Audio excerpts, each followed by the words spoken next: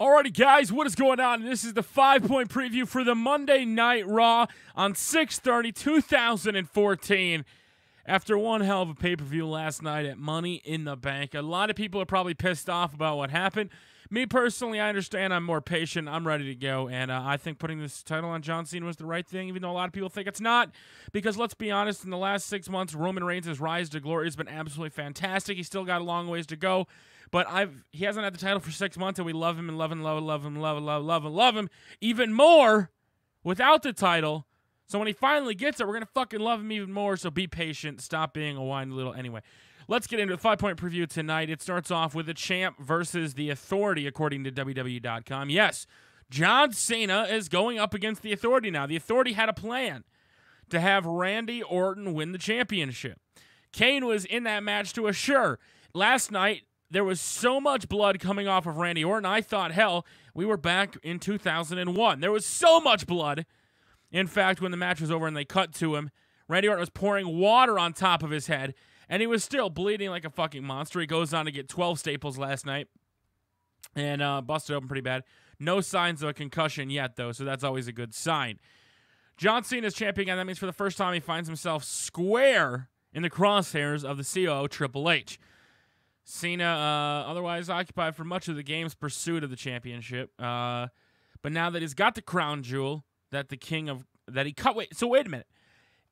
The way that they're making it sound is that the King of Kings wants the title himself, not necessarily for Seth. But will he use his corporate power to throw everything he's got at John Cena? And I think that's a good point. Maybe we get a championship match tonight. Maybe we get, a couple handicap matches for John Cena in the next couple weeks. Maybe, leading into Battleground, Cena's got to put up one hell of a fight to stay champion and even stay relevant. And eventually, maybe his plan C is to have Brock Lesnar come back and beat the fuck out of John Cena. Using Seth Rollins also because he's got the Money in the Bank briefcase. Will he have to deal with him? The events at Money in the Bank proved to be a surreal tandem, I guess. Goldust and Stardust. They put on a pretty good match last night. I did enjoy it. The ending I thought was a little bit weird, but now are they going to get a run at the tag team championships? It'll be very interesting to see now that we know Goldust and Stardust may be around here to stay for a little bit, hopefully culminating maybe to a breakup at SummerSlam, or maybe they're going to keep them around as a tag team. Who knows? I think with 3M being gone, they've kind of gone into a replanning phase for tag teams, and they needed somebody to stay around. And it looks like either Ryback's was breaking up, or hopefully everything gets set up for the Ascension to finally make their debut in the WWE. But can they make a run at the Usos, who defended their titles last night and actually retained against the Wyatt family? Hey, I wouldn't mind seeing the Star Gold Rust or whatever, the Dust Brothers, whatever we're calling them, tag team, get the tag team championships back. I wouldn't mind that at all. I think, Cody Rhodes has done a good job of, changing his character a lot. And I was a little disappointed when he did the Crossroads. Like, I liked the new moves he was going out with against the team the week before. But hey, we can't hope for too much, right? And then look on the bright side. Team USA is still in the World Cup, but look at Alexander Rusev, who's been on somewhat of a mediocre climb. His matches have been kind of shit. Nobody's really getting behind it or believing he's a heel that much. We all love Lana, but last night Rusev proved, and I've been saying this since his days at NXT, Rusev can wrestle. And him and Big E put on one of my top favorite matches of the night, besides the ladder matches and the tag team match. This was probably my other favorite match of the night. I thought they did an absolutely killer job of going out there and wrestling, and they put on a very big physical big man match. They counted each other, they knew each other's strategies, and it made it enjoyable for me to watch, at least, because Big E and Rusev finally had a little bit of a challenge instead of Rusev coming out and squashing. I mean, yeah, he did kind of get that kick out of nowhere. Big E, I was so happy he was trying to fight out of it at the end there. He was not able to beat him, and he did tap out. And the question is, who's next for Rusev? There's rumors about Big Show possibly being the next guy, but Big Show right now is currently filming a movie for WWE Studios called Vendetta, so it looks like Big Show's out there for a while. I don't know what the hell Mark Henry's been up to. I don't know if they're going to still do that Nation of Domination thing that they've talked about forever. I don't exactly know where they're going to go from here, but he gave the super athlete his biggest challenge since NXT, pretty much. So has he had enough, or will he try to make another challenge? So they're basically hinting at maybe that Big E's not done. Maybe Battleground, he'll keep continuing to go after him, which I wouldn't mind. Like, they really did in my mind, put on a good show last night. So I would absolutely not care if they did a rematch of this one. I need something to draw me in to make it seem like Big E is a more viable challenger, because he did a great job in his promos that he's been dropping. I've actually been liking him, the here and then like all that. So I've actually really enjoyed what he's been doing. It'll be very interesting to see how it'll continue going forward, because Big E, I think, is still one of my favorite guys, and I wish they would let him show his charisma, because he is a very, very cool, funny, and talented superstar. If you guys follow him on Twitter, you know what I'm talking about, and he really is a good guy, and I really do hope he eventually gets a push in the WWE, because I think he's a guy that definitely does deserve it, and could potentially maybe not be like carry an athlete or like carry a company, but he has potential to really do big things. So one of the things that I also want to bring up last night is what's going to happen with Kane, Randy Orton. Are they going to have some sort of a fallout, or where are we going to go from here? The two men that are wrestling in the ring now, Seth Rollins won the Money in the Bank briefcase last night. Yes, he did. Will he cash in tonight on John Cena? Will he get involved, or will Dean Ambrose once again try to thwart it? I kind of like this. I think that it'll be kind of cool to see Seth Rollins trying to cash in, and then Dean being a thorn in the side of the authorities' back, and kind of preventing this stuff from happening. I'm all for it. I think having him come out and keep thwarting everything that's happening is a good way and a unique way to do it, instead of a champion just kind of come out and things don't really work. Now he's got Dean Ambrose, a guy that's not going to give up. He's crazy. He can do everything, and I hope eventually maybe they wrestle for the briefcase. I wouldn't mind if Dean actually took the briefcase, because at any time, if Seth does stay with Triple H, he can just give him a championship match. He doesn't necessarily need that briefcase, even though I think Seth Rollins is definitely in line for a great push, and I'm all for it, because I do like Seth. I like Dean. Roman Reigns, they're all guys that are shining, especially after last night. A lot of people are mad why Cesaro, didn't get the titles. But let's be honest. Besides being with Paul Heyman, what has Cesaro done? He won the big 30-man. He lost in title matches. He hasn't done anything, in my opinion, to deserve a main event push. Like Daniel Bryan last year went through so much. Like, sure, he got a match against Cena right away for the title, and that's pretty much it. But then he got stripped of it.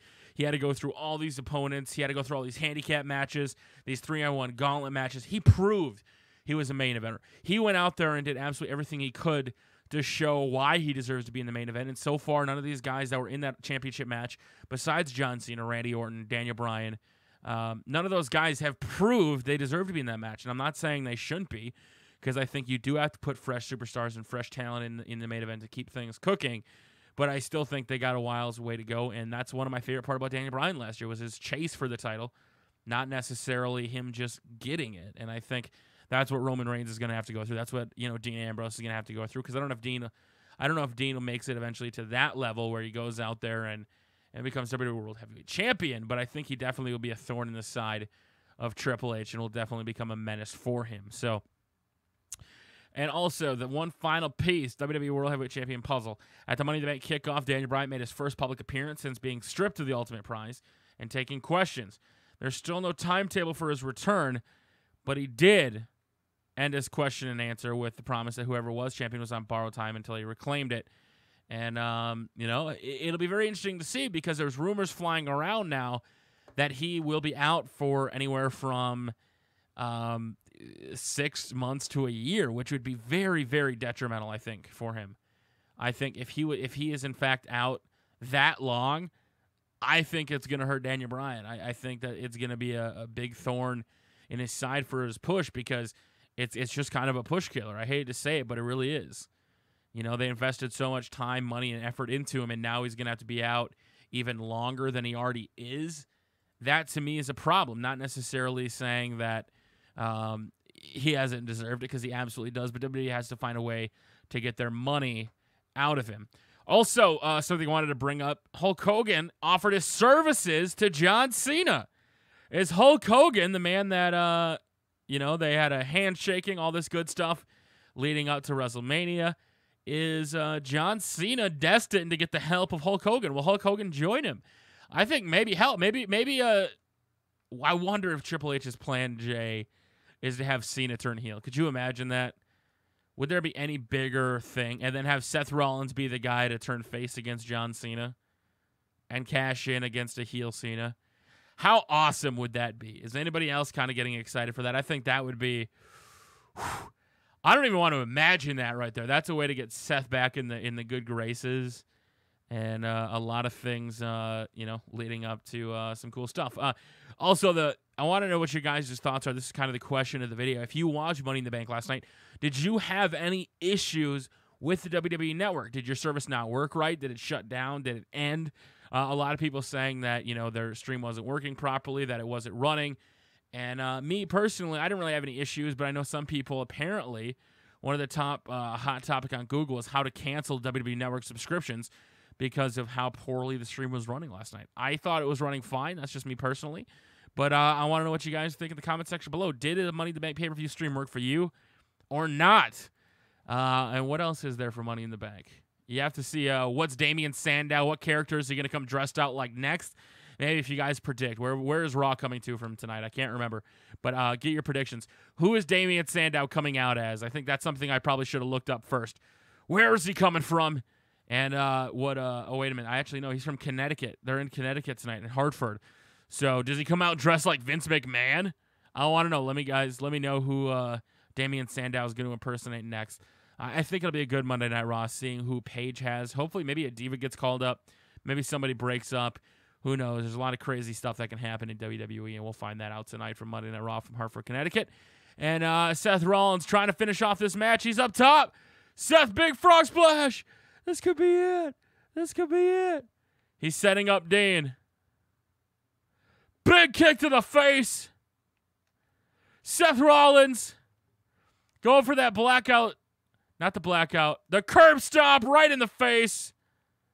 Oh, how many times is he going to do it? Is he trying to end Dean Ambrose? Seth. Hopefully Dean keeps being a thorn in his side. Hopefully he keeps being involved. This is just crazy. How many curb stomps is he going to do? Dean Ambrose, he's done for. Curb stomped again. Until next time, guys, thank you very much for watching Monday Night Raw. Make sure to follow me on Twitter tonight. I'll try to live tweet the show. Twitter.com/Tubby and Twitch.tv/Tubby. Until next time, we will see you all later. Holy shit, that was a lot of curb stomps.